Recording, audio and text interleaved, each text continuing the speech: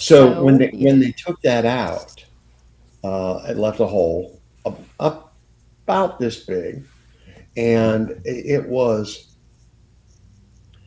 straight into my body. I didn't have the ability to talk or nothing. And they said it would take a long time for it to heal, but they it had to heal before they could put in that little device that I could talk with, because it was just a hole. Yeah. And that was the price of doing business, I guess. When you die and they do stuff like that, yeah, there's things, side effects. Yeah.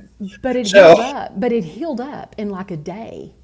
no, overnight, because what I read happened that was, in the book. It was like, eh, what? Because those well, are good size. I mean, those are large. oh, it was big enough to put a golf ball in. And they told my wife, we got to keep it clean. They were showing her how to do it, and they put the patch over it and wrapped it around. Yeah. And the next morning, they said, that was about 8:30 at night before I left the next day. And the next morning, the physician's assistant came in, and he says, okay, it was about 9:30 in the morning, so it wasn't even 12 hours. And the he said, I'm going to show you once again how you got to clean this to make sure it's clean, and we'll give you everything you need to keep it wrapped. You've got to keep it wrapped, and I couldn't. I'm going to have plastic bags around me before I took a shower because otherwise the water would get It's a in. I lot. mean, Yeah. it was some inconveniences. Uh, so basically, a sponge bath. You don't get to have water run on your head until that thing healed up because the water would go straight into my body. Yeah. Um, so he came in the next morning and he said, "Okay, we're going to take this off and clean it once again before he leaves, and I'll show you again, and we'll give you everything that you need to do." And uh, and my wife's there, and he unwraps it and he pulls the gauze bat off and he backs up like this, and he goes, "Wait, when did they take that out of there?" And I said, "Last night about 8:30." And he looks at me and goes, "You're talking." I said, "Well, yeah, you asked a question." He said, "No, you can't talk." I said, "Oh, well, I'm really kind of tired. You keep telling me what I can and can't do." I'm, he says, "You don't understand.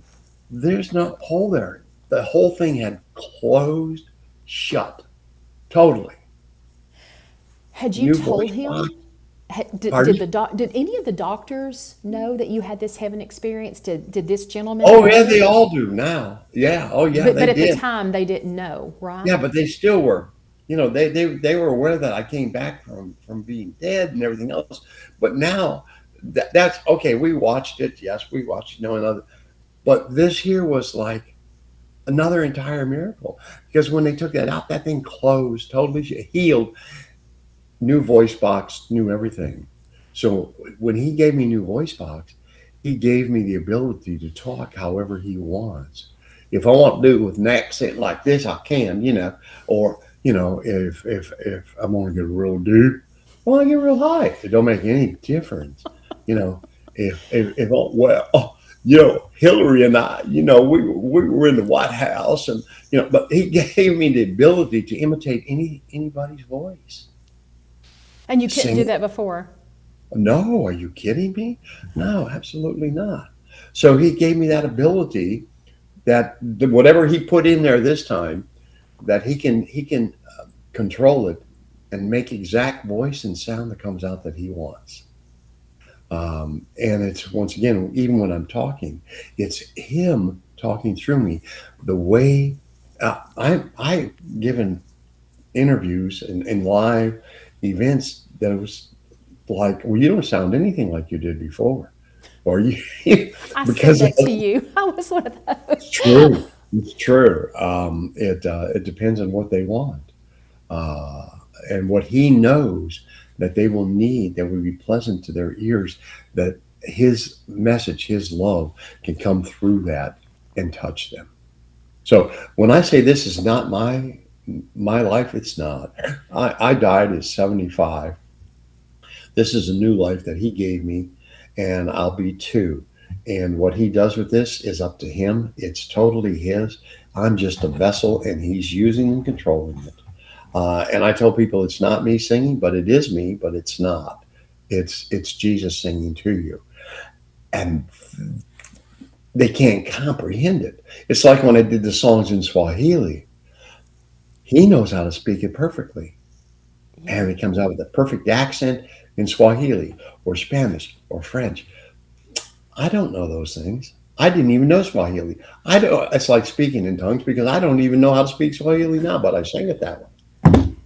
I So, struggled to wrap my head around that. When you were talking about that yesterday, I was like, so I remember I was asking you, so like, is it tongues or how does it work? I'm just like, so you just start talking, but you're not doing it in tongues. It's not like you're submitting as if you were no, speaking in tongues. It's you just opening your mouth and you're singing, and it's coming out in that it's more language. like the Tower of Babel. It's not speaking in tongues. Tongues are a language that is you can't. It has to be. Just It's a between you language and people God. don't Yeah. understand. Yeah. It's to be interpreted by others at a special event by God. There to with somebody to interpret it and understand it. The tongues that a lot of people try to say they're talking is just a prayer language Yeah. that's manifested through them, and it comes out, and they've labeled it as tongues because it's utterances that do not connect to any words, and as a result, they don't even know what they're saying. But it's kind of like you're praying and talking to God and saying things, but it's you just don't have words, and He's just kind of like going, "Oh, I just love you so much," and you just go like that. Only it's manifested out into utterances that become vocalized. Those are the tongues that they're talking. So it's actually a prayer language, a communication, but it's not an interpretation. What He does with me is a direct speaking in those languages. He controls it, He says it, and they are an absolute perfect, dropping the dialects, the tones, the nuances, everything that's there. It's very similar to when you're in heaven, except this is just, he's given me the ability to do it here and manifest outward for the singing and purposes of that. Not to hold a conversation with somebody in that language, but to sing it and to sing the Bible in that because it's a message. It's not entertainment. It's not for me. In heaven, everybody has the ability. When I talk to you, if you were in heaven, let's say we were in heaven right now, and let's say you were Chinese. I know you're not Japanese. I don't care what you would. And I'm speaking with you because you're all individuals in heaven. You keep your customs and your heritage and the language that you were born with because that's what you know. Hmm. If I had an interpreter interpreting, there would be things lost through the nuances. If I learned the language here, the ability of me to learn a language here, you can learn different languages, but you don't learn the actual. There's always something lost in the translation. Like in English, when I go and when I said, Dad, just the way that I said that indicated a question mark. But Yes. if there was somebody interpreting in another language who say dad, it wouldn't come across because it's very mechanical, you see, but there's no emotions in it, and no nuances. So there's a lot lost in the translation. That makes In sense. heaven, when you're talking, I will talk to you if you're Japanese in English, just like I'm talking right now. The difference is in heaven, everybody has the same ability. When you hear it, you're Japanese. When you hear me talking, it's perfect Japanese going into your head. You It's know, not an interpretation, it's a direct speaking that happens. And if you can't understand and comprehend it here, nobody here has that ability. Trust me. I mean, they do, but they haven't, hasn't been released to them yet. So when they hear it, every nuance that they would hear in Japanese, every innuendo, everything, they would hear it exactly perfect because that's their native language. Now, when they talk back to me in Japanese, I'm going like, okay, I don't interpret it, but I will hear it in perfect English with every nuance. So there's absolutely nothing lost in the conversation. You don't have to learn it, it's just done wow. automatically. It's one of those things in heaven. That's kind of explaining that since and you see your eyes going like, oh, Well, because it was one of the questions actually that we had, and you know what? I better go ahead and we might as well start recording. we might as Sure. well just start. Yeah. Well, Well, anyway, for I you, actually we'll answer those questions for you again. But this is so you understand. So when I do the singing, he's doing that portion that when my voice comes out, whether it's in Swahili or whatever language you want, it's a direct conversation or presentation with every nuance, everything exactly perfect, as if it were his language forever, with every accent, everything in it, so that they can get the message and the feelings of love to them in that song, whether it's in English, whether it's in, he does it for me in English too, because and trust me, he comes across. Spanish, yeah. it makes no difference. He does that. And you had a gentleman that was from Swahili that confirmed Yes, this. You said yes. that he even said, "How did you do that? How did you get He says that it's not my humanly native possible. language absolutely perfect?" And you Yes, said, he "I says didn't every do it." sound. Yeah, every sound, every accent. He says your accent is you do not understand. He says you paused, you blended the letters, you dropped the letters at the right time. Everything is just so perfect, and so is music. It blends right into it. He says, "How do you do that?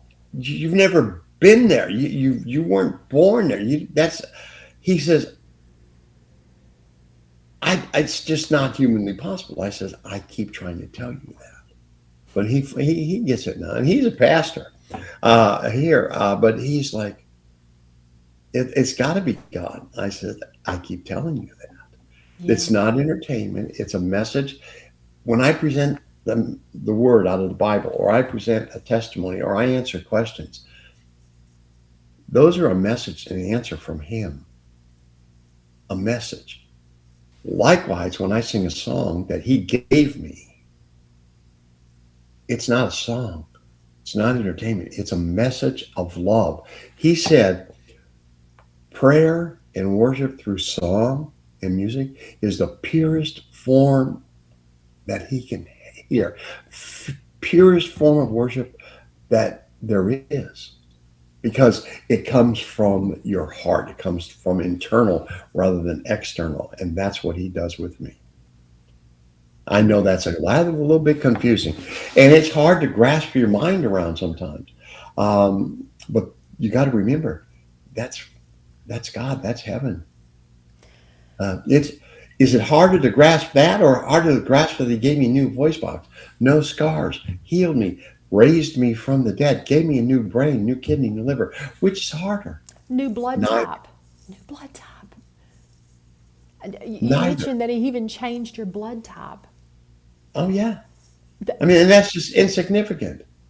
I know, but I mean, there are so many little, I guess, tentacles to this. Just like 20 little miracles that sprouted off of Oh no, they're one every big day. miracle, and then and then there's more and more and more.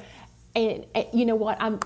I have, I've been recording this for a few minutes because we just Like, started a conversation. So I'm oh, just going to go ahead and jump right in. I'm sure I'll shut up and if let you you've go. been Sorry. watching this, we're No, having a go ahead. great time. You lead Guys, this. You tell me what you want me to do. listen, guys, I absolutely love Robert Marshall. We have got to talk a few times on the phone, and he's one of those people you talk to him one time and you feel like you've known him your whole life. Of course, he lives in Texas. I want to welcome you in watching this to the Volunteer Times. I'm Kelly Jo Wright. We have been so excited about this interview with Mr. Robert Marshall and his absolutely fascinating experience that he had. And of course, he wrote 2 books, 44 Hours in Heaven, and then 44 Hours in Heaven, My Walk with Jesus. And I'm going to put a couple of these up on the screen. And Robert, I know that we've already been talking a little bit, so people have already got a little taste of what you've experienced. Tell us a little bit about the books and such, and I'm going to go ahead and put a few graphics up on the screen so people can follow along and see what you're talking about there before we jump in. Okay. First of all, Kelly, you might go a day before we talk, sometimes, but you have to understand he has me on an accelerated uh, scale of speed. Those two books I did wrote, 44 Hours in Heaven, is the first book that I wrote. It was when I came back because God gave me a command that I will, no, that's the other book. Oh, Uh, yeah, which one? Well, I actually hit for both of them to pop up. There we oh, go. there you go. Okay. So the one on the left, 44 Hours in Heaven, is the very first book. And that was written because he commanded me to share not just what he gave me, but to share the miracle. He said, I will command you that you will share everything you learned, everything I taught you, and everything you experienced in heaven with anybody, anywhere, anytime, any place. And you will also share the miracle that I did. You will explain how you died, what you died from, what happened, all in the middle of that, the miracle that I did to send you back, and explain all of that so that they will know that I sent you back with a miracle that no one can deny. Not the scientists, not the doctors, nobody. They will know that it was a miracle from God. And they will know as a result that God is alive, that He is God, and that He is performing miracles today, the same as yesterday, today, and tomorrow, as He said before. He says, and once you explain that and they understand it, then what you have to share that I taught you in heaven, then they will be able to understand eventually. First, it's going to be hard for them to comprehend, but they will understand that those words, what you're sharing with them, it's from Him. And he says it's important that you share that miracle. So we wrote the first book, which covers my perspective, what happened to me, the time that I died, how long I was with oxygen, without oxygen, with no heartbeat, uh, what the doctors were doing, what they were saying, because everything was recorded. This actually, I died in the ICU at a major hospital. Yes. There also are copies of some of the medical records in there so that they can see what the Yes. doctor said, and it's also Carol's perspective, what she was going through. So that explains how I died, the miracle, and everything else. And there's a little bit about heaven, like when I first stepped in, and so I'm talking about it. In the back of that one, there are 7 questions and answers. Initially, I thought I was going to write this book, and I was going to put every question that everybody asked me and put that in there and the answers. And I soon realized that that wasn't it because I've had thousands of questions, and I'd have never Be a finished it. It big would have book. been an encyclopedia. So we did put seven ones that were really significant and that Yes. everybody asks, Hmm. um, and we put those in the back of the book. So that was the first book. The second book, and that took Carol and I several months to write. As you know, anybody that's been an author, it takes 6, 7, 8 months, a year sometimes to write a book. Oh, You yeah. have a lot of pasting, correcting, and everything. It was fairly quick for us. But the second book, which you have in front of you now, is 44 Hours in Heaven: My Walk with Jesus. That book there is a direct transcript of the conversation between Jesus and I. What he said, what I said during his teaching sessions with me. Verbatim, every word, every nuance is described. Everything that was going on around us was described, what he was doing. And it was through a full immersion. When he taught me in heaven, we're talking and I'm telling you things and hopefully, everybody will learn something from us. So you ask questions and somebody talks. In heaven, when Jesus taught me, it wasn't like that. It was a full immersion. What he did was he walked me through heaven and through time portals. I can't explain how Jesus Jesus does what he wants to do. And he would take me Amen. back in time and show me, wouldn't just tell me. He would show me what was going on and explain it to me. Do you see this, Robert? Do you see this? And I would answer him, and he would explain everything that was going on. And that was from creation through the new heavens and the new earth, the rapture, and everything in between. I got to actually see creation from God's perspective with him and watched it while while Jesus explained to me what was happening and taking place and got to ask questions. And then I got to see the stars put in the sky light up. I got to see Sodom and Gomorrah. I got to see the Garden of Eden. I saw Satan, everything when he got cast out of heaven. Moses parting the Red Seas, all the disciples walking. I I saw don't even have words. crucifixion. I saw the crucifixion. Oh my And he goodness. explained it to me. Mm. That's the hardest one to talk about. But he showed me everything all the way long and didn't just tell me, he showed me. I wasn't in it. I didn't get to experience it physically, but I got to watch it with Jesus telling me exactly what's going on. The second book, My Walk with Jesus, covers a small portion of that. Specific teachings that he wanted out relative now for faith, church, uh, uh, salvation, walks with him, and so on. And those specific teachings are what's in that particular book, not from the creation on. He has me writing those and getting those done as well.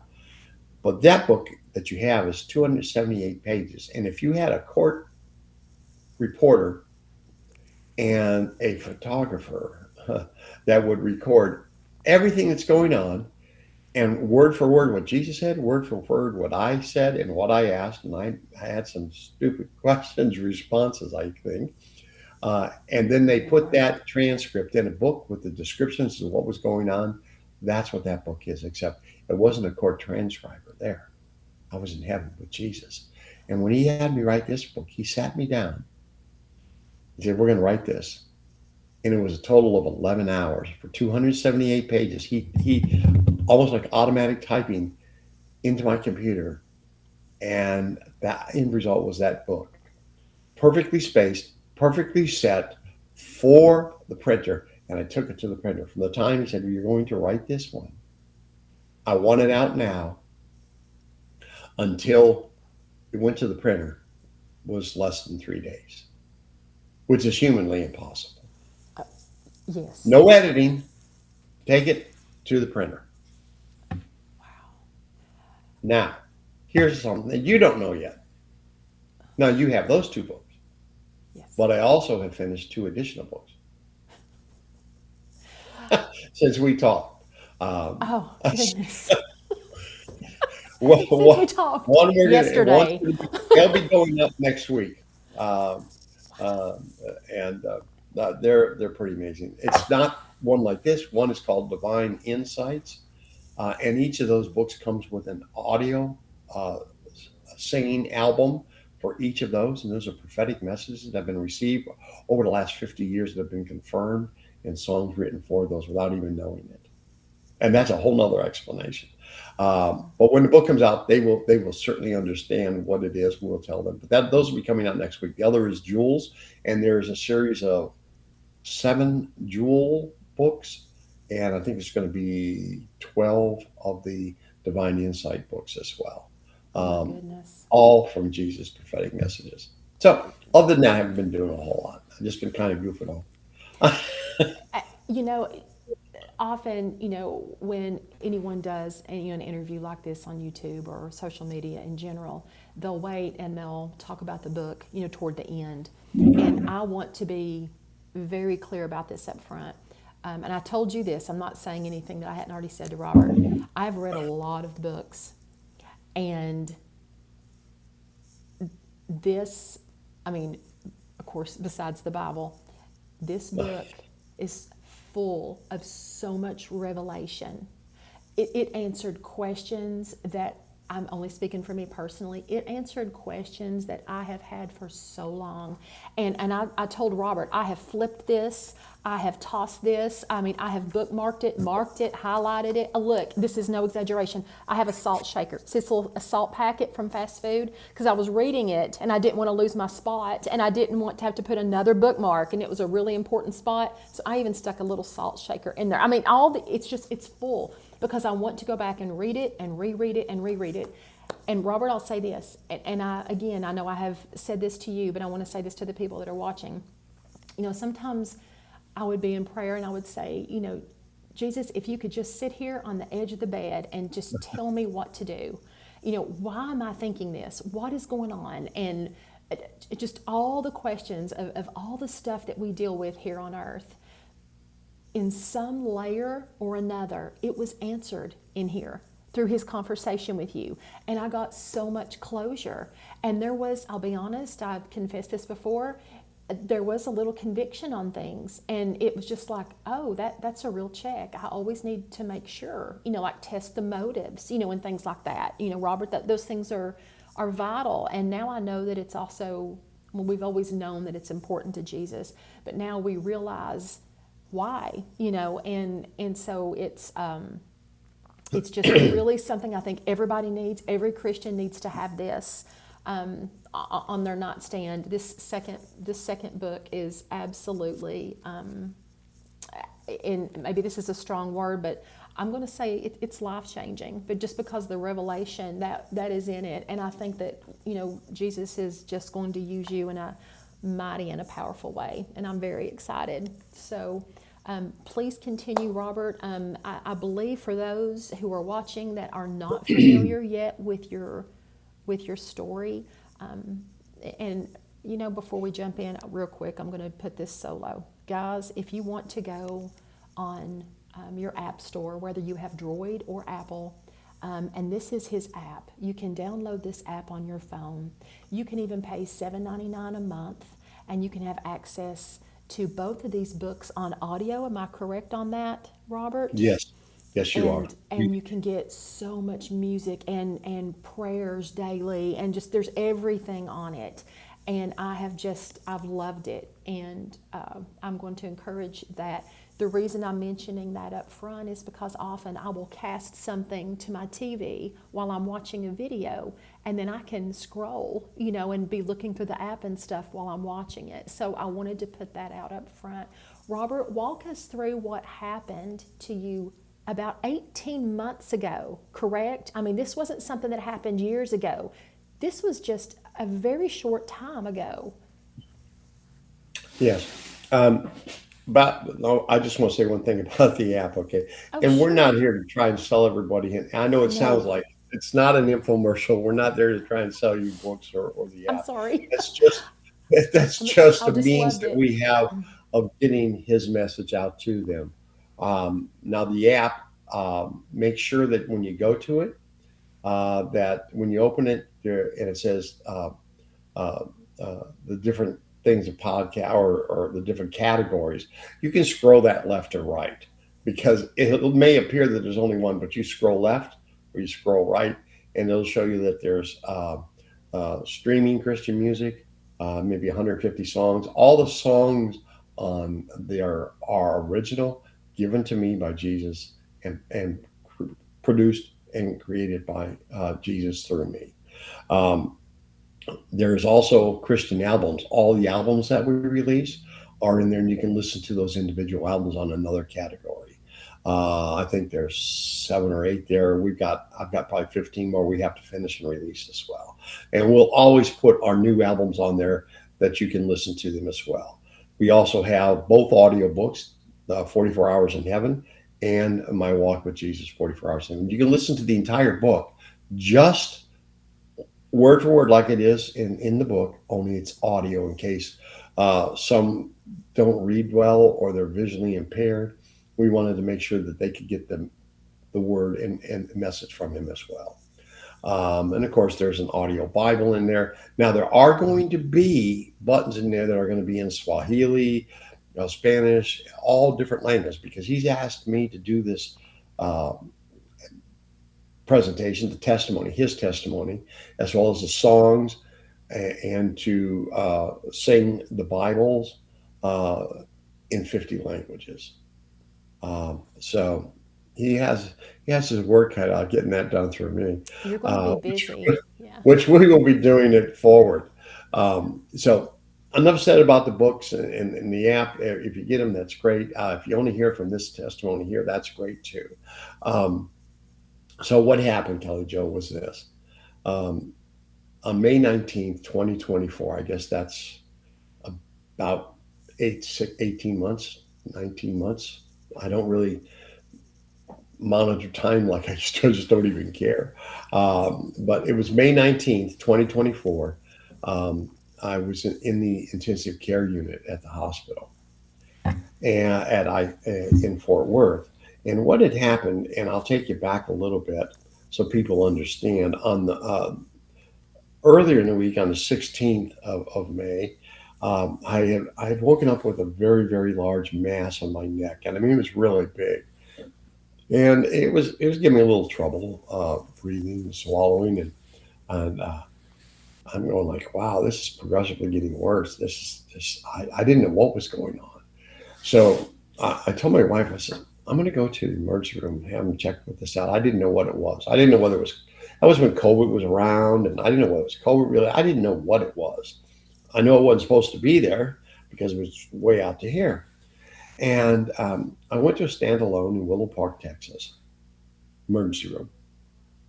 And I went in, and, you checked in and everything else, and they take their good old time in that and put me in the back room. And of course, the doctor initially came back and uh, examined me a little bit and saw this and poked and prodded. And of course, they put all the little electrodes on you. I wasn't having a heart attack, but they put them on there anyway, I guess, to monitor because they don't know what they're going to do. And the doctor came in, examined, and says, "Okay," he says, "what we're going to do is we're going to do a CAT scan of that, and we're going to draw blood, and we're going to take a look at the blood and see if we can get a start of what's going on here." So they drew blood and they put me in a wheelchair to roll me back into get a CAT scan. And why they put you in a wheelchair? There wasn't nothing wrong with my legs. I mean, I could walk perfectly, but they're going to put me in a wheelchair, roll me on back. And they did. They took the CAT scan and they drew blood and they took me back and put me in the waiting room. Now, or not in the waiting room, in the little exam room. Of course, they put me in one where there was absolutely no TV. There was nothing in there. And the little ceiling tiles that you see on the ceiling, the little square ones, they have all those little holes in them. If you Yes. ever wonder how many holes are in there, there's 763 because that's all I had to do was count those little stinking holes, and I remember that. So I'm in there waiting, counting holes, waiting for the doctor to come back, and of course he came back in, and he sat down on one of those little stainless steel stools that they always sit on, and he looked at me and he says, "Well, do you want me to give it to you straight?" Yeah, of course I do. I don't know. I didn't want him to lie to me.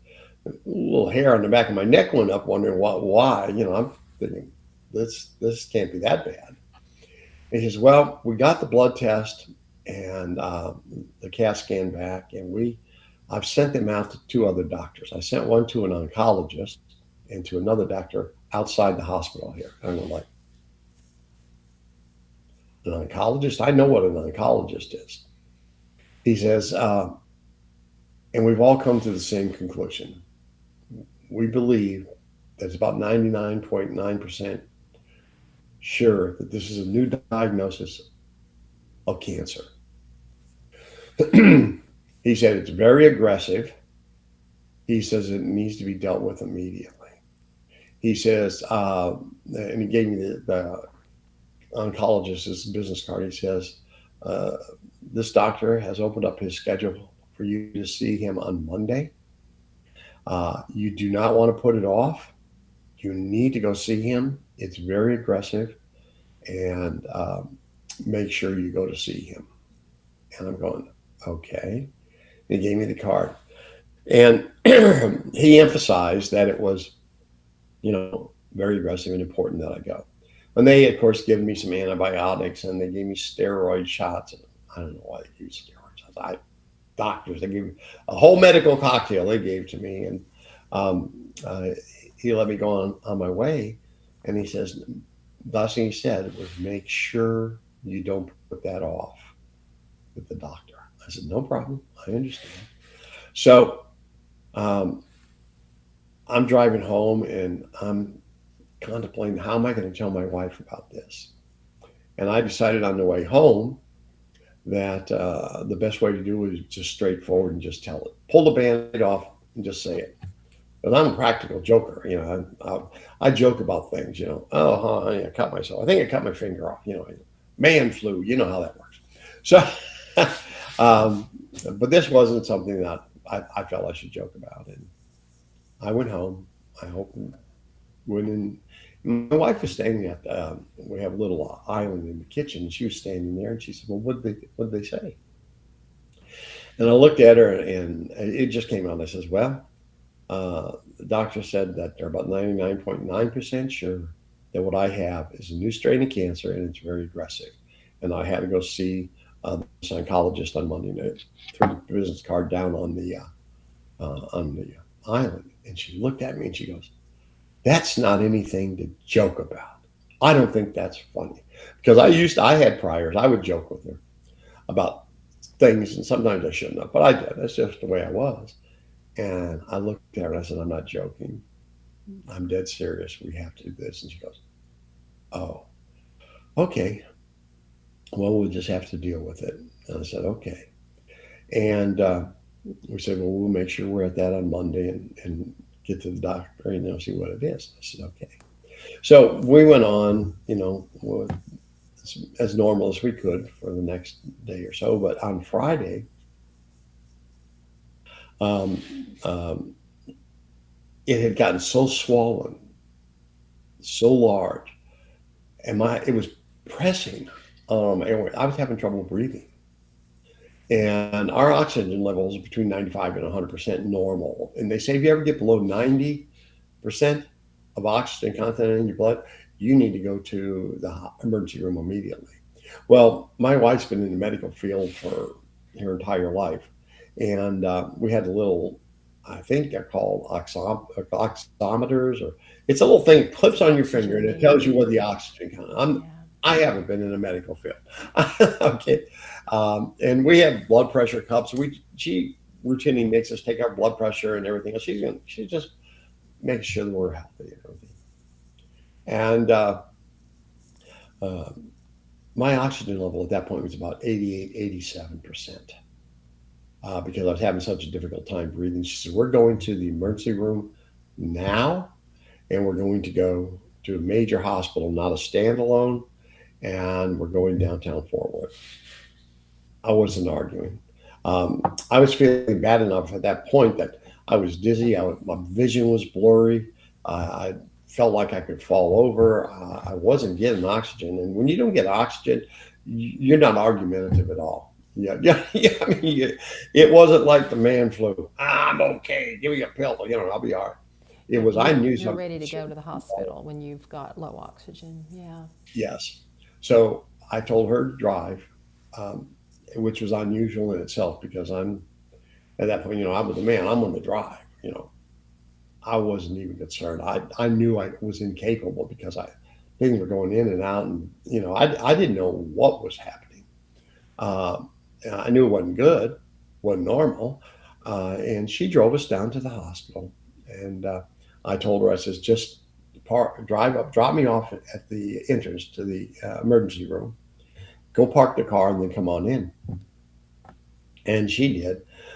She went to park the car. I went in through the doors open. I went into the emergency room, and I was met by a line. There's a window that they check in at Friday night at a major hospital in downtown Fort Worth is busy. It I was can about imagine. 6:30 at night, and there was about 14, 15 people in line and up there waiting to talk to her to get checked in. I'm going, "Oh boy." So I get in the back of the line. I'm standing there and I'm going like in and out and just, I guess looked like I was wobbling. And for whatever reason, I don't know whether she knows, I guess they're more observant than what we understand. The nurse kind of leaned over to the right and she looked at me. She says, "Are you okay?" And it was all I could do to muster up. I said, "Well, not really. I'm having a little trouble breathing. My vision's going in and out. I don't know whether I'm gonna fall over or what, but I definitely need to see the doctor. And she looked at me again and she goes, no, you go back there right now. And she hit a button and the door opened to go back to see where the doctors are. I mean, everybody else is looking at me, who is this guy? How come he gets to go and we don't get to go? What's going on here? We're waiting in line. But she felt, never checked me in. She figured that we'll do that later. And she must have hit another door button because the doctor met me almost immediately at the door when I went through that door. So they have little buttons. They can do fast things if they want to, if they need to. They know when there's a And real emergency. Yeah. yeah, not like I stubbed my toe or something. And the doctor met me. He sat me down. He started examining me. He's taking oxygen levels and stuff. And of course, they're doing everything at this point. As soon as they were drawing blood, and they put a oxygen mask on me, or not mask, but a little tube so I could start getting oxygen. But it still wasn't getting it in there. It wasn't that I couldn't process the oxygen. I just couldn't get the oxygen. So he decided that he was going to intubate me. My wife had not even made it in there yet. So they took me into this other back room where they were going to intubate me. And my wife did make it in about the time they were taking me back there. And he told her what they were going to do and so on. And what they did was of course, they put me to sleep for this because if they tried to shove a tube down my throat No. while I'm awake, I'm going to try and eat that tube. I feel like, Mikey, no, That would be hard. mm-mm, it's not going in. And they know that too. So Yeah. they put me to sleep and they intubated me. And then they put a tube down and then they put another tube inside that tube that gets oxygen in there. And they were able to get oxygen into me. And then they also admitted me um, right then, immediately into the intensive care unit. They had to get the room ready, but they admitted me. And while they were getting the room ready, it took them a little bit to get the room ready, but then they took me up and I went into the ICU. Um, and I was in the ICU with this tube in. Um, of course, the anesthesia wore off when I woke up, and it was pretty uncomfortable, but I could breathe. I got oxygen. And let me tell you something. If you don't have oxygen going in your body and you get oxygen, you are one happy camper. I mean, I tell you, you're going like, yes, I got oxygen. I can do anything now. You feel like a new So person. yeah. So I laid in the ICU and the doctor coming in and prodding and everything and drawing blood again and all the things. And then they're giving you more uh, uh, medical cocktails. I mean, they're going to give you everything in the world because they still don't know what's going on yet. This thing is just getting bigger. Right. You know, so they gave me steroids and everything else. But Sunday, the doctor came in and she was looking at the charts and the machines and everything. My heart was good. Everything was good. So there, and my oxygen counts were good. Everything was good. And she says, well, let's see how he does without the tube and see if he can breathe on his own. And she says, we'll go ahead and extubate him. We're going to take that tube out. And she says, we'll see how he does. And I'm going, yeah, get this thing out of me because this is not, I can you imagine. don't like a tube down your throat. No. So they asked my wife to leave the room because they're going to pull it out, and they never know what's going to happen, whether you're going to gag, I don't know, whatever It's just happens. not pleasant, whatever it's going to Yeah. be. Yeah. So they, they she left.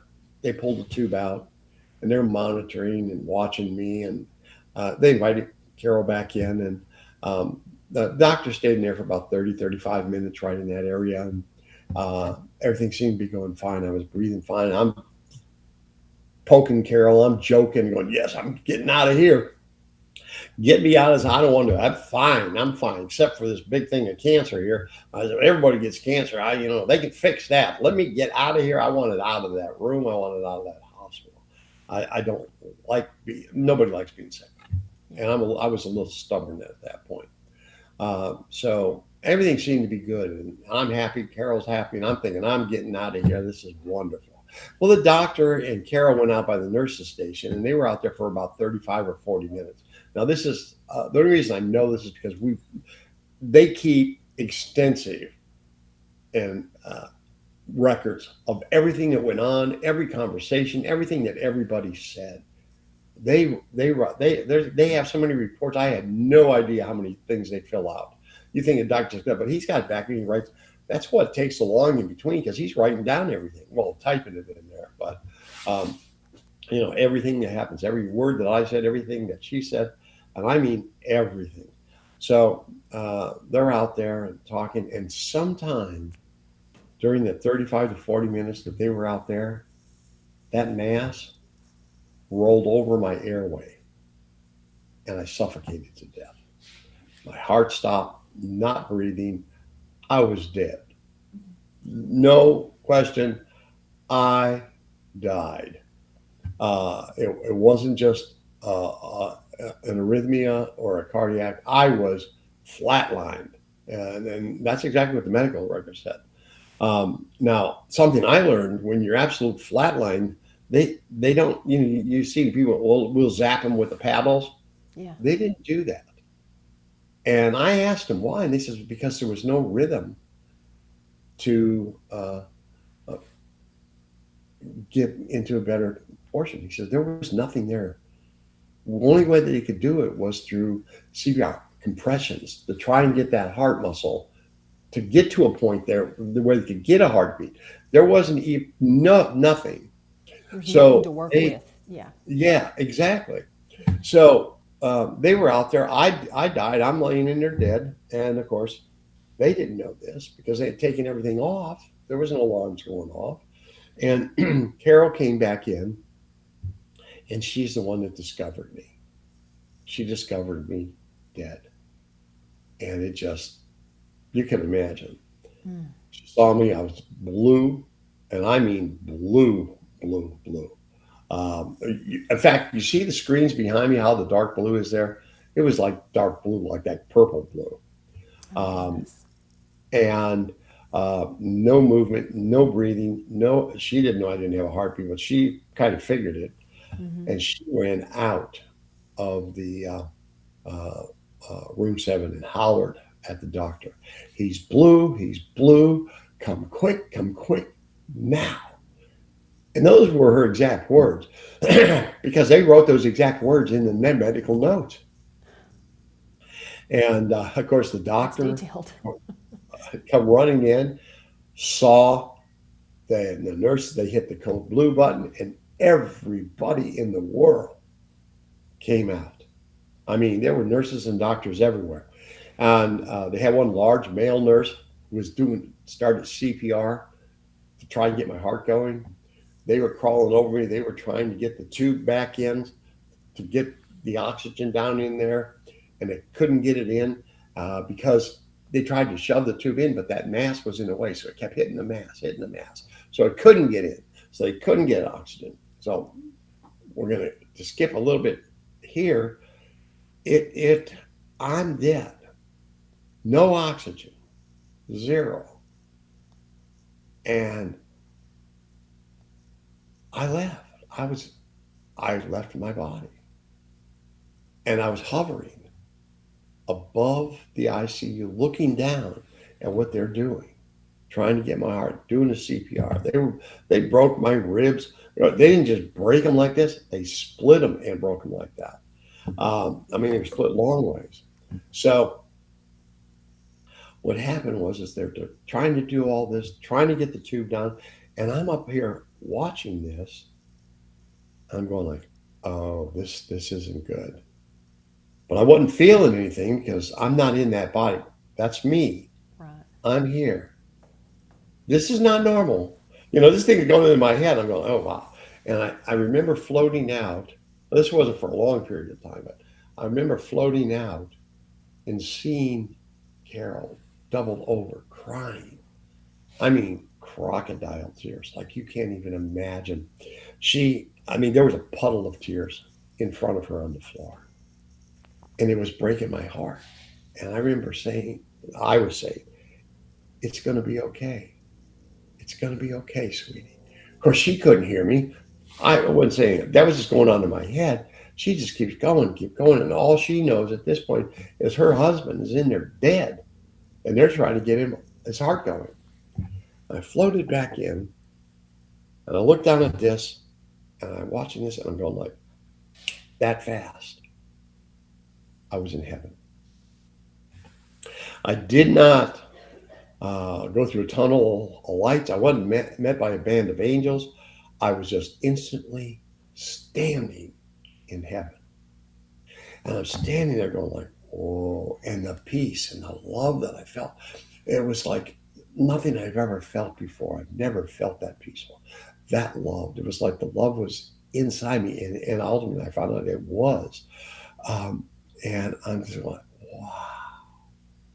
And I was standing outside what I call the inner courtyard. And it's like a maze of trees and shrubs and flowers, and the river of life's flowing down through it. Benches along the side over here, and little golden paths, and the trees. And I'm looking at the trees around, and I'm going, wow! And I'm just taking in the trees, the beauty of them. It's just beyond comprehension. Eh, We have, I tell people, we have 43 oak trees in our backyard, and we do, and they're pretty good size. But compared to heaven, the oak trees in my backyard are like little tiny twigs compared to the trees in heaven. The trees are so magnificent and bold and tall, and the leaves are green and beautiful and greens and bright that we don't even have here. And then I'm noticing the flowers and the flowers. There's flowers that we don't have. I've never seen. Maybe we have them. I just haven't seen them, but never seen flowers like this. Some were I've seen, but nothing like these. The colors were so bright and just beautiful and bold, vibrant colors and colors that we don't even have here. I mean, it's not that we just don't have a name for them. We don't even have it. We've never even seen. I've never seen. I mean, you just don't have those colors here, and they're just gorgeous. And I'm going like, wow! And I'm just taking in the beauty of this, and the shrubbery, and the trees, and the setting. Like, well, and I'm like in overload, looking around like this. And I'm going, you got to be kidding! But Well, you know that you're in heaven. I mean, oh, it's I knew at that point. Yeah, I knew I'm in heaven now. But I'm taking it all. And I'm going like, and then I realized something else. As I'm taking in and trying to pay attention to things, I realized that there's music and song, and it's the most beautiful music and song you have ever heard in your life, ever. And I realized where it's coming from. It's like a background noise. Like we've been in places where they have fans going overhead or something in the background, maybe an kind of like elevator. ambient music. Yeah, and you Yeah. don't even, it's there, you know it, but there's no dead side. It doesn't overpower. It's not like going to stop you from talking or anything. And you can stop and you go and really listen to it. It's beautiful. Well, that song, those songs and that music was coming from the trees and the plants and all the rocks and everything in heaven. Because every individual tree and every little flower and every rock, just like it says in the Bible, praises Jesus. They were all giving off their own individual, what I call a little melodic tone or hum. And when they all combined together, that's what made like an orchestra, one instrument, one in here and here, right? Well, they all were different and they all combined Almost to like a make this symphony. beautiful symphony orchestral Wow. singing praises to Jesus continuously. When it says in the Bible that they'll sing continuously, that's literal. And that music is just continuous, continuous. And I can't say all day because there's no night and day there, and there's no time. But it's continuous, nonstop. Oh, and it's just so beautiful. And then I'm listening. I'm going like, wow, and the beauty of everything. And I'm going, and I'm realizing this is the most beautiful, fresh smelling air ever smelled anything like it. It's just beautiful. And what that was made up of was all the trees and the flowers and everything give off their own little individual scent. And when combined, that's what makes this a fragrance, the air that you breathe. Now, it's not sweet, it's not perfumey, it's not, uh, um, you know, like Old Right. Spice or anything like that. It's not like that. It's just the freshest, most wonderful smelling air that's just pleasing and pleasant to you. Now, you also have to understand that there's no sun in the sky, there's no nighttime, there's no dark. So where's the light come from? I mean, like, you look here, you look up, and there's a sun, and they'll blind you. The light in heaven, we always hear that Jesus is the light. That's literal. He lets his light go everywhere, and it's his light that lights up all of heaven and everything that's in it, and it permeates everything and everybody in heaven. And in that light is his love and his peace that's contained within that light. And it permeates you. And that's what you get. The love and peace that you get is because it actually permeates you, not only through the light that permeates every cell in your body, but the air is contained in it too. And it just, you breathe it in, it just goes. And it's that peace and tranquility and love that you're absorbing. You can't help it. And that there's no sorrow, there's no tears. It's just the most incredible state that you can imagine. And you just go, and it's like a giant hug. Loving, you'll never feel that love, never feel that peaceful, ever. Not in this life. You might get close sometimes with you when you're fellowshipping and really worshiping and Jesus and so, and you feel his presence of the Holy Spirit and really strong. That doesn't even compare to what it's like continuously in heaven. So I'm sitting here soaking in this feeling, the beauty, the awe, just looking at the inner courtyard. And I'm looking over there and I see a figure. And I'm looking and I recognized the figure. It was my dad, but it was my dad when he was younger, about 35, 38 years old. I recognized him from my youth. When I was growing up, I remember, and he was in the perfect health. He was in the prime. He was, you know, that's what he was. But my dad had died when he was 92 in 2011. And he died, ironically, of throat cancer. And it had eaten him up.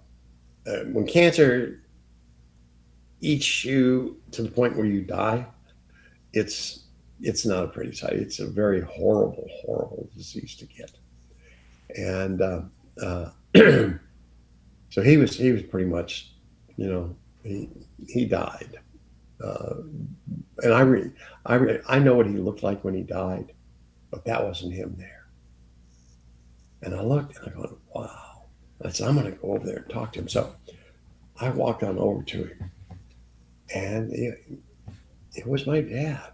I mean, I'm looking at him, and that was my dad when he was young. I remember that. And as I walked up, now my dad and I used to have this little funny thing. I was in the military for a long time and in several wars, different situations in government service, and I've been shot a few times and blown up a few times and shot down in planes and different things. Different things happen. Just those things happen in life.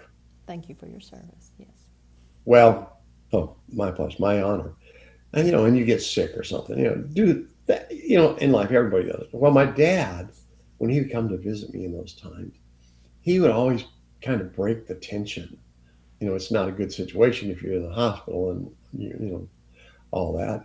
And every time he would come and he'd say, "Well, you did it now, didn't you, son?" And I'm going, "Dad, I didn't do anything. I just got shot, or I'm just sick, or something like that." And he's, "I know, I know." But it was his way of breaking the tension and getting into it. Just to say, "Well, what happened to you? Did you get shot?" So it eased the tension.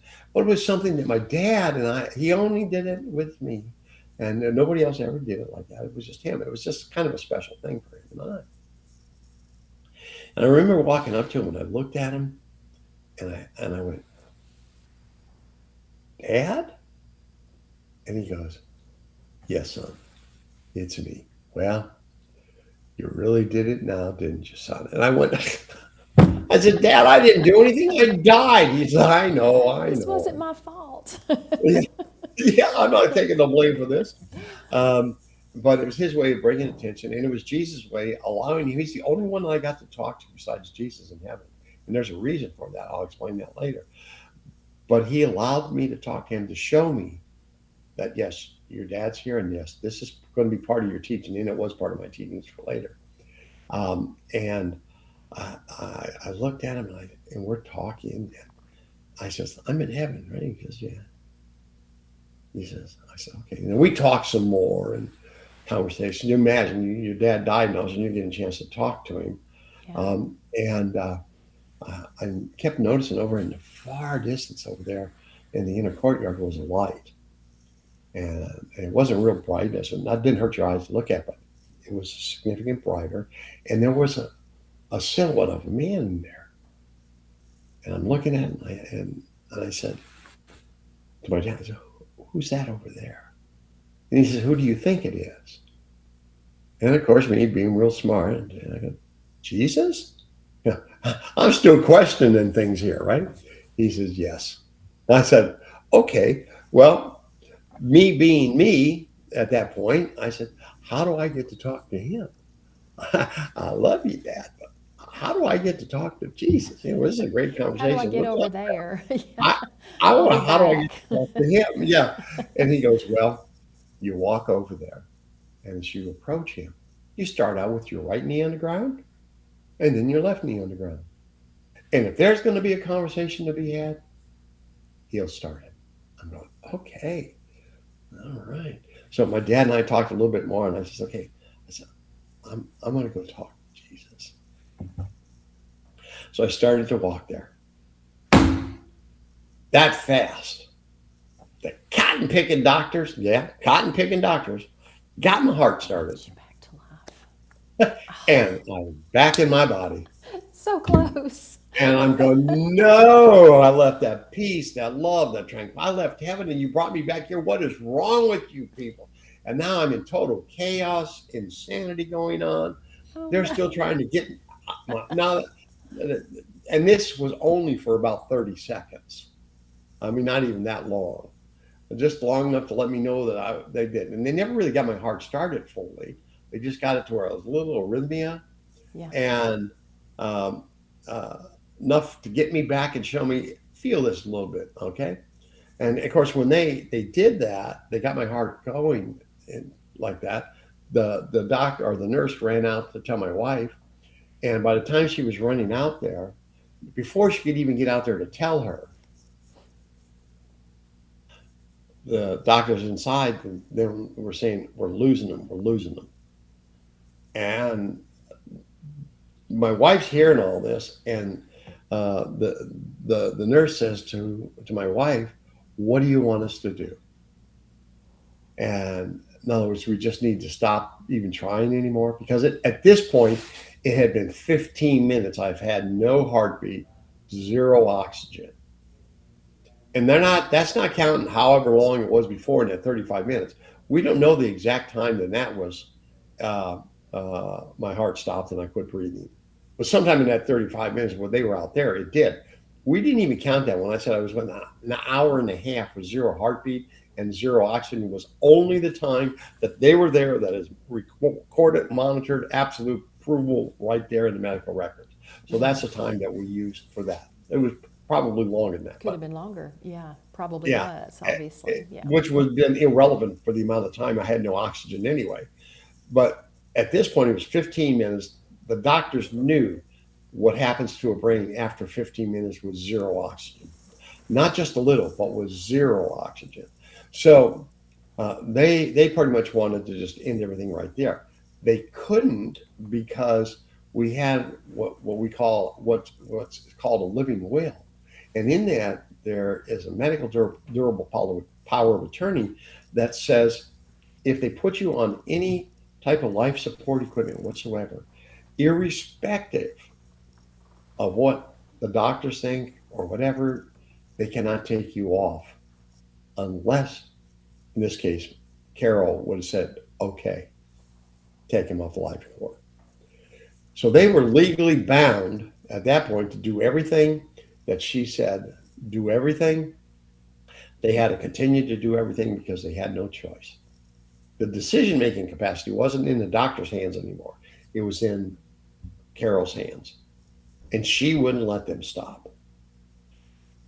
And the nurse went back in and told them, she said, do everything we can. So they continue with CPR again now, Good trying for to get that. Carol. Yeah, she wouldn't give up. She's, She was a oh, fighter. no, she's tough, let me tell you. So they're continuing with the CPR, trying to go. So now it's 15 minutes, no heartbeat, zero oxygen. They're still doing it. But it was a very short period of time, like at 30 seconds. Then when they lost me again, I died Mhm. again. Only this time when I died, I didn't hover. I went straight to heaven. And instantly, I was standing in heaven again. And uh, they're Was your still dad working still down there? here. Pardon? Was your dad still there? Oh, he was over. I never got to talk to my dad again. He was still off in the distance. I could see him over the courtyard. So I'm standing here now in front of a pasture, tall grass, the trees, the flowers. Courtyard's over to the left, and I could see my dad off in the distance there. And I actually saw my mom off in the distance too, in a different section in there. Oh, Um, wow. and I never did get to talk to her, but she was also, in the prime health. And of course, my mom had died a lot earlier.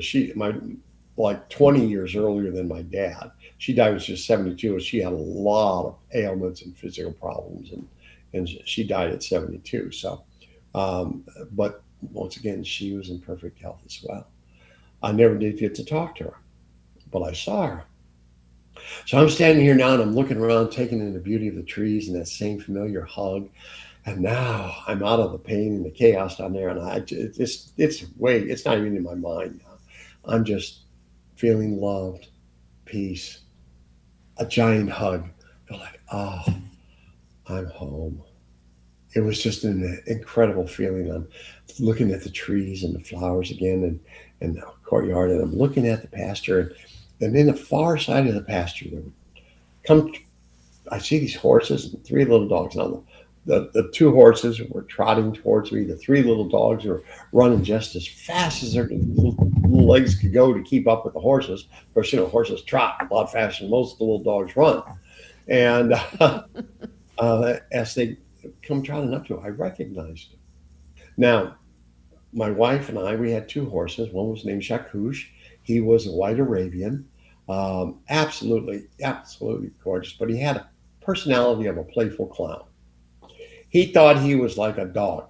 He didn't realize his size. And my wife and he would play in the arena or out in the pasture. They would play like dogs. He'd jump, and you know how dogs would jump and run, dart at you, jump. That's what they would do. He Typical didn't. Arabian. Oh, he was cute. Now, Oh, Nugget, and we used to call him Shaw. Nugget, on the other hand, is a buckskin quarter horse, and she's very total opposite.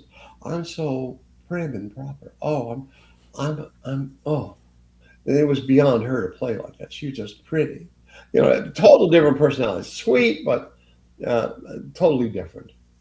And I'm going like, wow. Except now we had to have both of those horses put down when they were like 32 and 33, which is old for a horse because of cancer and a lot of other physical ailments. And they were just, suffering. And we did that. But now I'm looking at them, they're both in absolute perfect, perfect health. No sway back, no from wearing saddles or not, just vibrant, just healthy. Make them trotting up, and you know how horses do it in an age. yes, yes, yes. Oh, wow. And then I looked at the three little dogs. Now, two of the little dogs I recognized, Fudge 1 and Fudge 2. And we have Fudge 3 is with us now. We name all of our dogs Fudge. That way we never get the right name. You ever get the name wrong? Never get the name. Fudge. Okay. One of them's going to come. Yeah, no. So we never goof the name of. The third dog, I didn't know who that was. I thought it was just a hanger on. Maybe they made a friend up here. I didn't know until I got back. And I learned when I came back because I was telling my wife about everything. And I was explaining the dogs and the horses. And of course, she's crying because her horses, she loved her horses and the pets.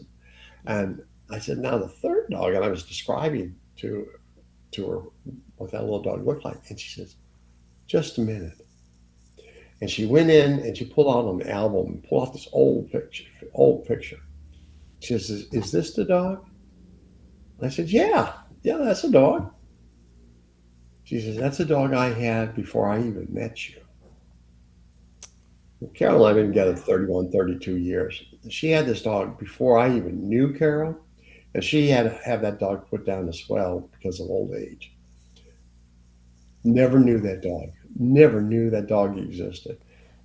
She So showed me, Robert, of course, she started bawling. But that's oh, who that little dog was. That's why, because when he gives us our pets, they they're a gift from him. They actually become part of our family. I mean, and he I knows we mean, love them, and yeah, and he's yeah, just given us the absolutely, and desires of they our us. heart. And he said, "I'll never take a gift back ever." So they were there. Now, seeing him was magnificent, and I'm look, and then I realized something else. In heaven, you can communicate with your pets. So if you ever wonder what your dog is thinking or what they wanted to say, when you get to heaven, ask them. Be careful because they also will understand you. So when you get there, you can ask them. We'll be Be answering careful. for a You lot, might won't not know we? what you might not like what you hear. But it was just so cool. I'm in heaven. I'm in heaven. I know it sounds great. I'm in heaven talking to our horses and our dogs that had died. Never got to So, talk to them Robert, here. let me interrupt you for 1 second. So, this is such an important thing. So many people have asked, about that because they, like you said, like your wife, they do love their pets. So, from what you saw, are you saying like all of our pets, all of them, when we get to heaven, we're going to have those basically back, whether it was a parakeet or if we loved it, or I mean, there were some pets that we may have had when we were so small we don't even remember, but you know, we loved them at one time, so they're going to be there, right? Well, I'm not going to say it. That's what Jesus said. Okay. Exactly. So, what he shared with me was the pets that he gives us that actually are pets that can become part of our family. Yes, if it's a cat, if it's a dog, if it's a horse, you'll know what's a true pet because you feel that love. We're not talking about snakes, spiders, stuff like that. No, No, those aren't pets. I'm no, sorry. no. And if that hurts somebody feeling that has a pet spider or a snake, I'm sorry, but those aren't pets. Okay, they're slightly different. But yes, if you have a bird, and you know what's the ones that love you back. Yeah, Snakes and stuff don't love you back. Spiders don't love you back. Come on. no. Yeah, I mean, you got to be realistic. They're insects. They're not pets. They're snakes. Satan, serpent. Think about it. No snake. Um, but yes, if you have a parakeet or a little pet rabbit or something, that was your pet. I'm not talking about wild ones. I'm talking about the ones that Something he that you gave you loved. as a pet. Yes, they will be there. And yes, they're there now. If they passed on, they're there waiting for you. I actually wrote a song about it. It's called Our Beloved Furry Friends. I don't know whether you've heard that yet or not, but if you and I know you have the I app. think I If did you go listen to into that. I did. Yeah, if you go to the ones that are streaming Christian songs, Beloved Furry Friends is in there, and it's about how your pets are there, playing, having fun, and they're well kept. They got water. They're just food.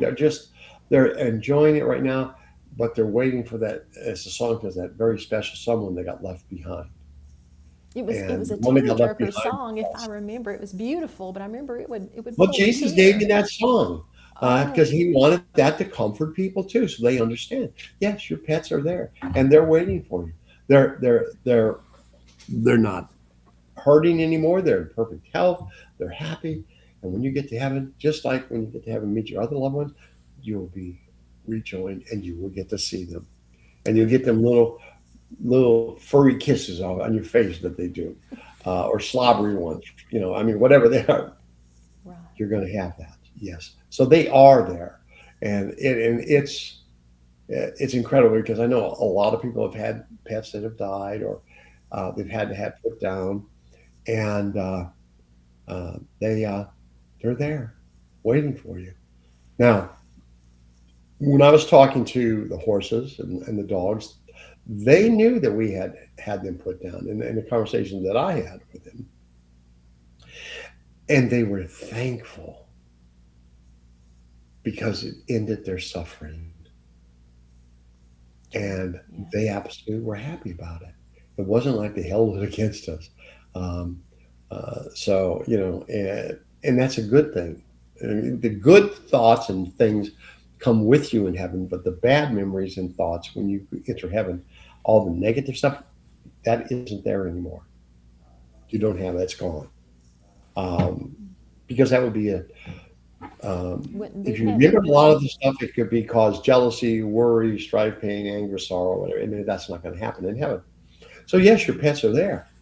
So I'm sitting there going like, wow, this is cool. I'm in heaven. I'm talking to my horses and my dogs. I know that sounds strange, um, but I actually did get to talk to my horses and dogs. In fact, there was one point when Jesus was showing me our where I was going to live, our home, our mansion, which is not a mansion like people think. It's your perfect abode, which we'll talk to later, I'm sure. But we are standing there outside the pasture, and our horses were in that backyard in our house. And the horses came up. The dogs, they were over there playing out there in the field. They're just having a ball. They didn't come with two horses. Came trotting up to Jesus and I. Well, I was next to Jesus. They came trotting up to Jesus, and it was the coolest ever. Jesus is petting their nose and talking to them. He loves them just as much as he does us. His love is endless, and it's just like Wow. we can't. Every created being he loves. I mean, it's So just that simple. beautiful. And we're created. So I'm sitting there going, now I got to talk to my horses and my dogs. I'm in heaven, and Jesus is petting my horse's nose, talking to them. How many people could say that? Now, they will be able to when they get to heaven because that'll happen there too. But it was just a surreal scene. And of course, but now I'm back over here at the. That was later, happened later. So I'm back here talking to my horses and dogs and just like wow. Now I wasn't talking with Annie, Carol's other dog. She was kind of very quiet. She never really interrupted or was talking or anything like that. And Carol told me that's the way Annie was when she was with her because she would just never. She was just very quiet dog. But she probably didn't know me either. So we're sitting there and standing there talking to him, and it it was another 20 minutes between. I died 15 minutes. Now I spent 20 minutes not in heaven, back on earth. There's no time in heaven. I didn't know that until I got back, and I looked at the records of how long these periods were because the time periods I give you we took from what the medical records said. 15 minutes, 20 minutes, and so on. That no heartbeat, no oxygen, and that's the best way we could equate it. And all of a sudden, you know what happened? Back again. Them pickled brain doctors. I, If you could I'm just going. wake up long enough to say, just stop, just let me I, go. I was doing fine. I'm in heaven. I'm just enjoying everything about it and love and peace and just oh. And then all of a sudden, they got my heart going again. And it had taken them 20 minutes to do that. And I was Wow. back in there. Only this time it was even worse because at this time, while I was gone, they were still trying to get me. They couldn't get the oxygen in because the mass was in the way. So they decided they were going to do a tracheotomy, not for an oral intubation tube, but a tracheotomy. And of course, they have to cut you. And the one male nurse is doing C compressions. I'm bouncing around the table. You know how, you can imagine. Oh yeah. Uh, and here's a doctor with a scalpel. Now I'm bouncing around.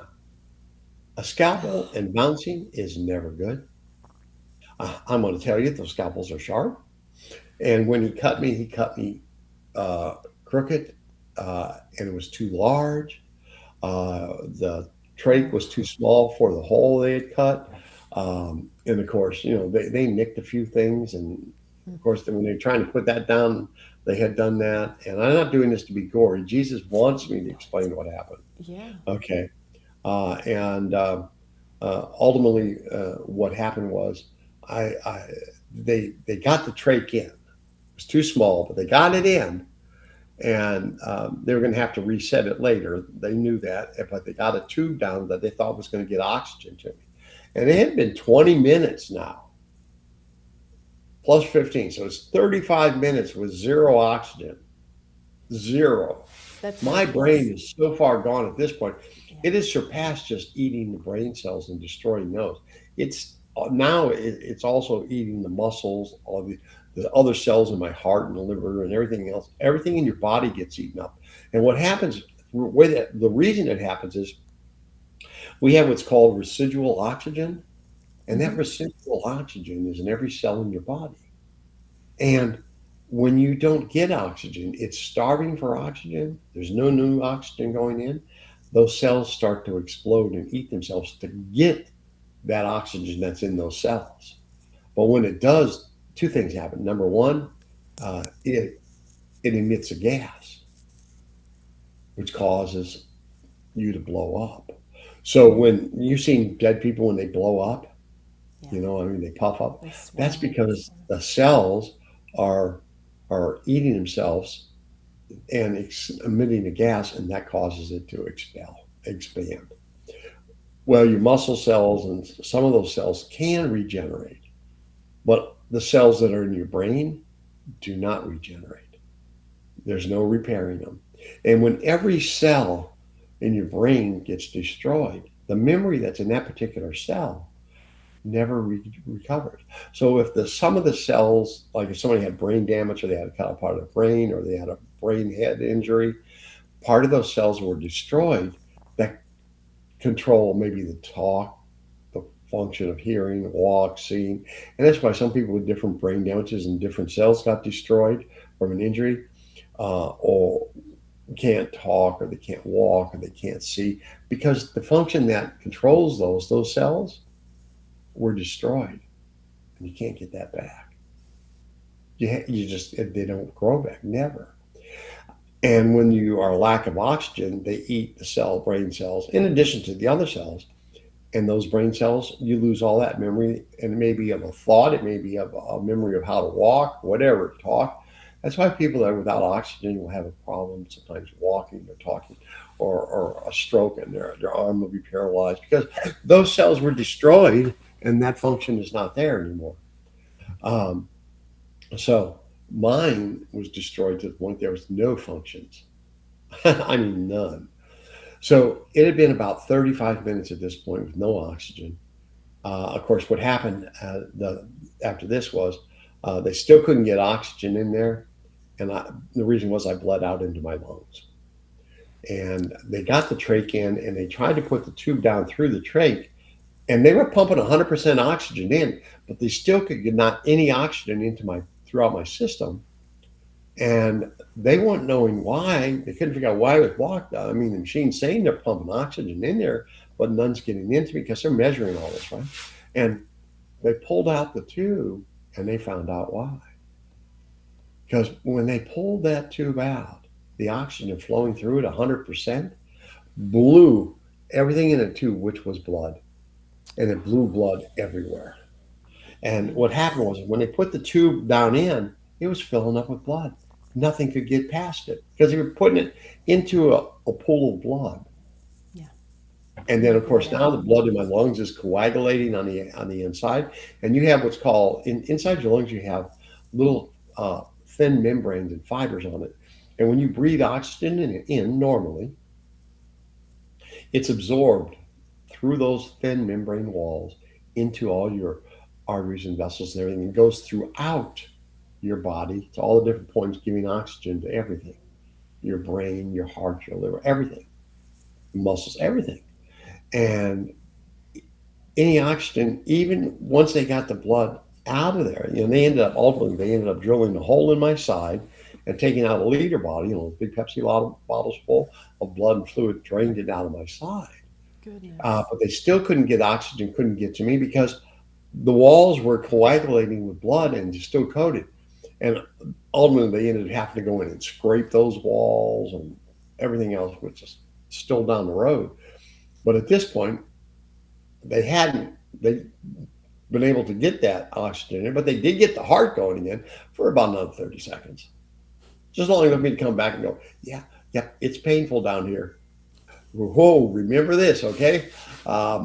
This is not this. And of course, it was a short period of time, flatlined again, heart stopped again, and immediately I was back in heaven. Third time. Body's dead. This is the third time. Yeah. Now I'm standing there in front of the inner courtyard. That's my name for it. And I'm going like, oh, and I'm looking around, same familiar smells, the hug, the love, the peace. And I'm going, ah. Now, of course, back here on Earth, that sounds so strange. Trust, I say it, I lived it. It still sounds strange to me. I understand how it may sound strange to you, but you have to understand this wasn't a dream. It wasn't a vision. It was an actual death. It's not a near death experience. It was an actual death. I was dead. As one preacher said, he was graveyard dead. Graveyard dead. I've heard that before. And yeah, actually, the pastor that said it was at the Christian Country Music Awards I went to in June of 2025. Yeah, it's just 26 now. June of 2025, and I was going to talk. He asked me to come and talk to all the members and everybody at the music awards about this, about my testimony.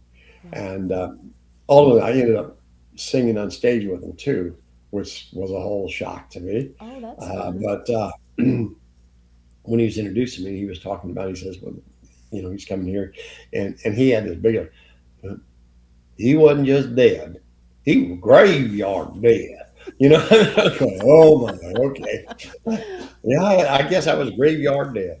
So uh, anyway, they knew at this point I had been without oxygen now for 35 minutes. I died again. Of course, Carol saying, no, keep going, keep going, keep going. They wanted to stop it after the first 15.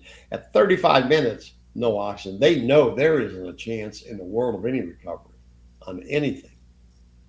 So they kept going. Of course, now I'm in Carol's your heaven. champion. Yeah. Oh, I'm Team standing in. Carol. Yeah, yeah, Carol, for sure. Team She, she, Carol. she, Yeah. I say she's an angel, but I know she's not an angel, but she's sure angelic like. Boy, she is incredible. Yeah. So I'm standing now outside the inner courtyard, and I'm looking, and I see the light with the silhouette, and I go, okay, I got priors. I don't know how long I'm going to be here. The 15 minutes they took me back 20. I keep going back. I don't know what them cotton picking doctors are going to do back there.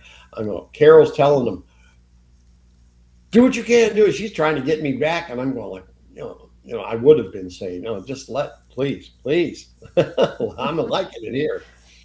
And I said, I don't know how long I'm going to be here, but I'm going to try and talk to Jesus. So I started walking to Jesus. I wasn't going to talk to anybody else. Everything, get out of my way. I'm going to meet Jesus.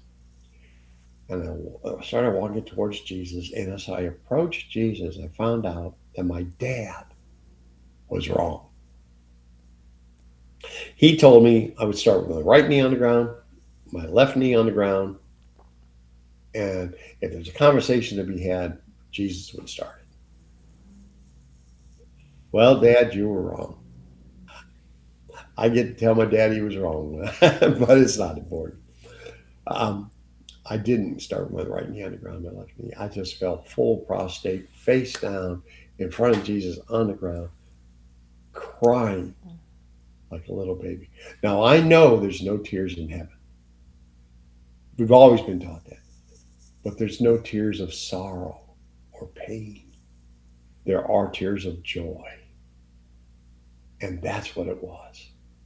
It was just so joyous and emotional and humbling that I was in front of my Lord and Savior. I was in front of Jesus, the creator of the entire universe. I was in front of him. It was beyond any emotional experience I can't even explain it. I was in total awe. It's there's no words to describe it. And I mean, I couldn't, I couldn't stand. I couldn't. I just was just. It was just there. Wow. And Jesus stood, and he came over to me, and he reached down. He says, "Take my hand." And he put my hand in his, and he says, "Stand. It's going to be okay." So he was He just helped me stand because sweet I and couldn't have done it on my kind own. and just so human, Oh, if I it was could just say, just but loving and being kind to oh, you and made you feel welcomed and, pure just, love. He is love. There's no question. Um, and when he touches you, multiple things happen. And I'll explain that in a minute. He helped me stand, and he wiped my tears. And he says, "We've much to talk, and let's walk and talk. I've much to teach you." And you think I, at this point, would go, "Okay, let's go." I wanted to talk to him. Let's go. And the first thing out of my mouth wasn't any of those. I said, "Can I go back?" I remembered Carol. I remembered what she was going through crying. I said, "I need to comfort Carol. I need to take care of Carol. I need to make sure she's okay." He never addressed it. It went over the top of his head like he might as well just, I'd have been talking to a wall. So I thought, well, okay.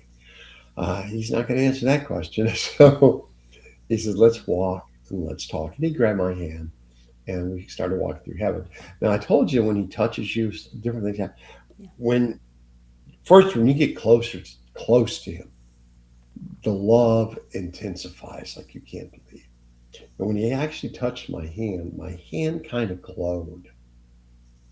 And while he was holding it, would glow. Whenever he touched me, when he wiped my tears, I couldn't see it, but it would, where he touched me, would glow like a phosphorescent glow. And then when he would take his hand away, it would be there for a little bit and then it would just kind of dissipate a little bit until it wasn't there. And what it was when he actually touched you, he's the source of that light. He's the source of that love. And it was so intense and so powerful in touching that source.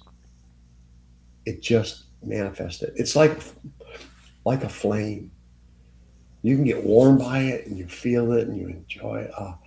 But if you put your hand into it, it's totally different. yeah. But it wasn't painful. It was just that strong, more powerful, more intense, and that's what caused it. So we walked through heaven, and as we walked through heaven, he taught me and he explained everything to me. And from creation through Revelations through the New Testament or the new heavens and the new earth. But he didn't teach me like I'm talking with you. I'm explaining things to you, and you're hearing them, and hopefully you will learn some of the things that he did, and you understand it. That's called the rote method here. That's what we do.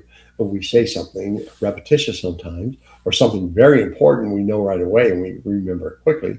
And other times we do it by cat, C-A-T, cat, C-A-T, cat, C-A-T. More times you say it, the more you remember it. More times in there, it's easier for us to recall. That's how we learn. Hmm. In heaven, when Jesus was teaching me, it was through a full immersion. It was no longer just telling me.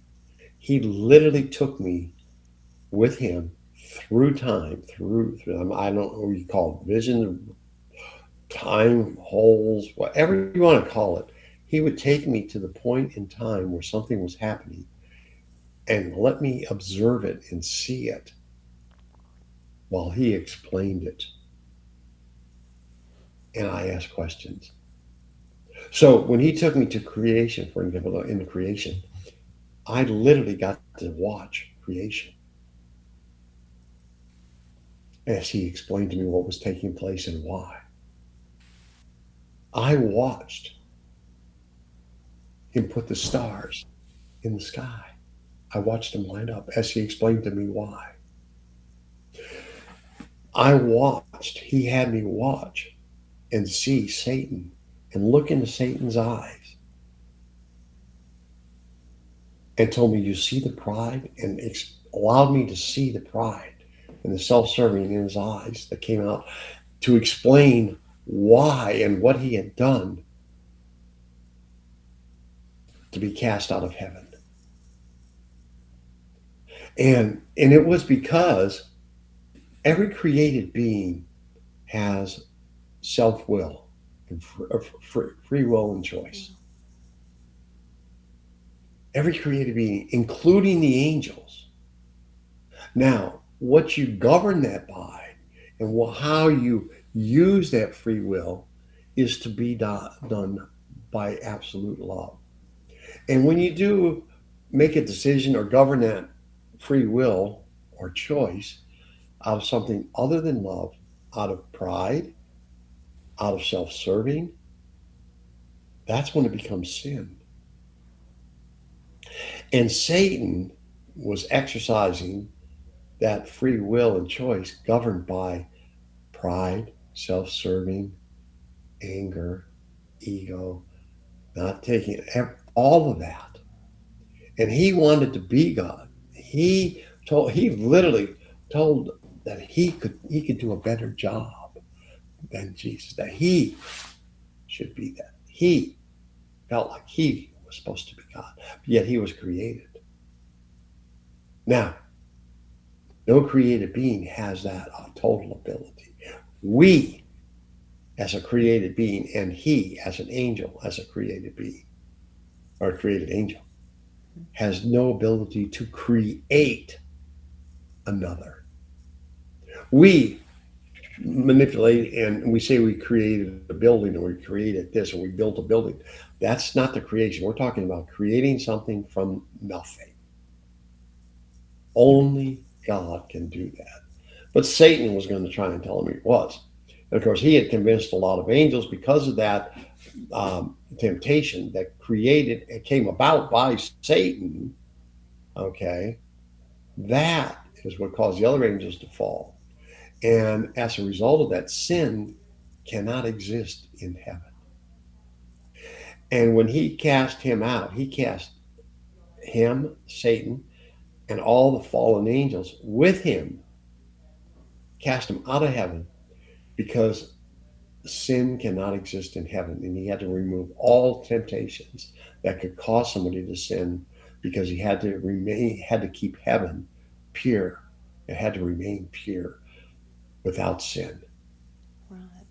And that's why he cast him out. So when he did, of course, there was a lot of disruption throughout the cosmos, which is an entire 4-hour conversation in just about one question. So he cast him out like this. So he had that explained to me. He explained that. He showed me. And he showed me the Garden of Eden. He showed me when, sin entered the world, or when time began, when sin entered the world and how. And he showed me, Cain, Abel, Sodom and Gomorrah, the parting of the Red Seas, Moses, everything throughout the Bible, That is, Abraham, everything, paradise, Sheol, everything there. He taught me through a full immersion of explaining it while I watched it. He walked me all the way through heaven and through time, all the way through to the new heavens and the new earth, the rapture, everything, showing me exactly what was going to take place and explaining it to me.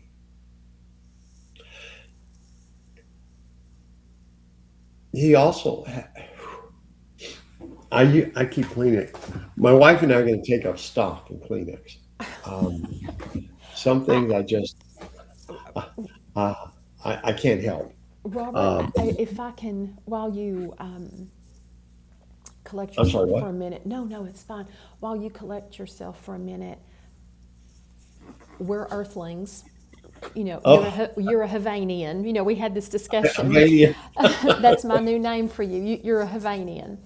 Um, you know, you're talking about being able to see all this, and you know, we here would just. I mean, like my spirit just craves seeing something like just even a glimpse of what he showed you.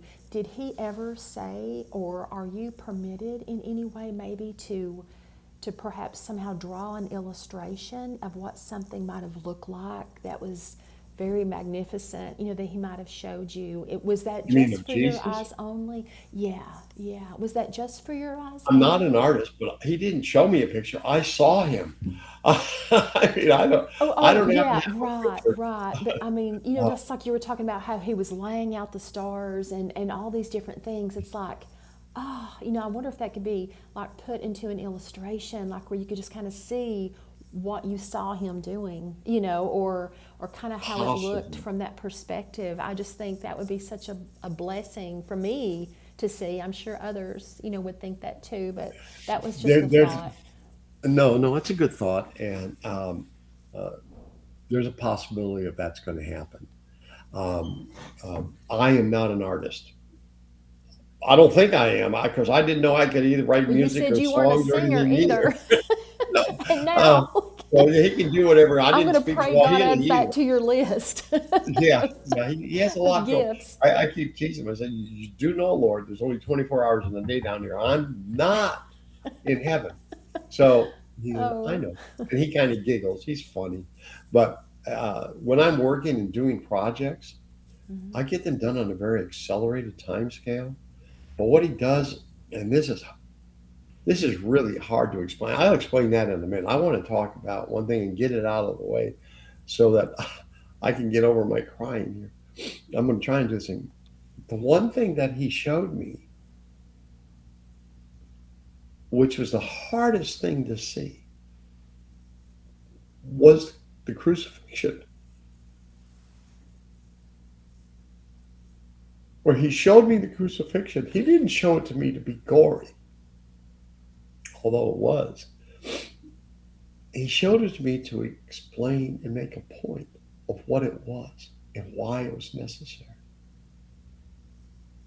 So I actually watched everything leading up to the crucifixion, the scourging, the beating, everything, as he explained it to me, what was going on. And as he explained, he says, it's not just about me dying. He says, you have to understand and make people understand that it was necessary. It had to be done to fulfill the prophecies, to show and make people understand that who I am is who I am. Because there's no other explanation unless it was fulfilled. He says the prophecy had to be fulfilled. And in a process of fulfilling that prophecy, he does everything that he does is out of love. He does not do anything in history that was not out of love. He is love. He is the living embodiment of what love is. You cannot separate love. It's not just a trait, it's him. In First Corinthians, in chapter 13, verses 4 through 7, it tells you what love is. And uh, it has what love is not. But everything that's in First Corinthians 4 through 13, 4 through 7, those words about what love is, they're not just words. Those are his attributes. Those are his traits. Those are his values. Those are his virtues. He's kind. He's gentle. He's loving. He doesn't envy. He never dishonors anybody. He's not easily angered. He doesn't delight in evil. He's not self seeking. Doesn't take into account wrong stuff. All of those things are him. He put those in there so we can see that because we can't see him. But when we look at those words, those are him. That's a picture of him. And in his crucifixion, he demonstrated every one of those traits. First, he did the very first thing in 1 Corinthians 4 is love is patient, it's long suffering. During that crucifixion, he was patient in multiple times. He told Peter, it's not time yet. Thomas, it's not time yet. He knew what was going to happen, but he didn't hurry it up. He said, it's not time. He demonstrated patience. See, he just demonstrated everything. He said, love is kind. How did he do that? He demonstrated love is kind and love doesn't take into an account of wrong suffered simultaneously. And he demonstrated that his passion of serving and taking care of others. When the guards came to take him, Peter drew out a sword and cut off the ear of one of the guards. And Jesus said, no, Peter, we don't do that. I will go willingly. Did he take into account? He knew where they're going to take him. And yet he reached down and picked up the ear of the guard that had cut off, put it back on, and healed it and made him whole. He demonstrated kindness, not taking into account of wrong suffering, all of that. He doesn't boast. He wasn't proud.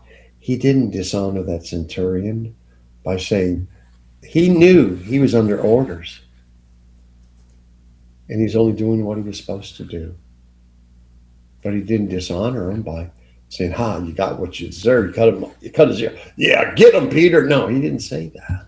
He didn't dishonor him. He said, I'll go willingly. Willingly. Was it self-serving? No.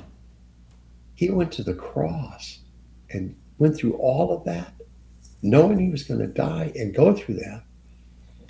He didn't want to go. He had to go. He didn't want to go. He didn't want to get up there and have them beat him, scourge him, crucify him. He did that out of love. He did it because he loves you, because he loves me. He loved everybody. He did it for us. And if there's anything that's not self-serving, that's a pretty good example. Love doesn't keep into account wrong suffered. He already proved that with the centurion. They were coming to get him. And they beat him. They whipped him. They crucified him. Put him on the cross. And yet, did he take in that as a wrong suffered? Certainly he didn't deserve that. But they did it. And what did he do? On the cross, he says, Father, forgive them, for they know not what they do. He didn't take into account a wrong suffered. Not in the slightest little bit. And love always hopes, it perseveres, it always trusts, and is always complete. It never dies. Never.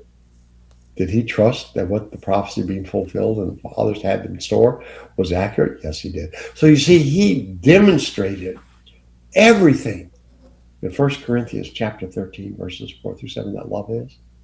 He demonstrated everything, his full wholeness in there. He doesn't take into account a wrong suffered. How else is that applied today? Well, he demonstrated it there, but yet he still has made a way for us that he can forgive us, that we will not take into an account a wrong suffered and live with him forever. All we have to do is accept it and it'll never be brought up again. See, he is the epitome of what love is. Those aren't just words. Those are actually a picture of him in letters that you might understand. You can look at the picture and not understand it fully. He gave you a complete description of that picture. So the crucifixion is more than just him dying. it is showing you that he was love and demonstrating that love to you in the ultimate way. And then once we understand that, we should embrace that love. We should embrace his forgiveness fully and let him abide in us and us abide in him. And that's when we will feel his love and his peace. Now, in heaven, he's abiding in you and you're there. You're getting it continuously. You will understand that feeling I'm talking about. But one question never is one question. So explaining that, I was explaining the crucifixion and what he did. And he continued on through explaining everything to me so that I would remember.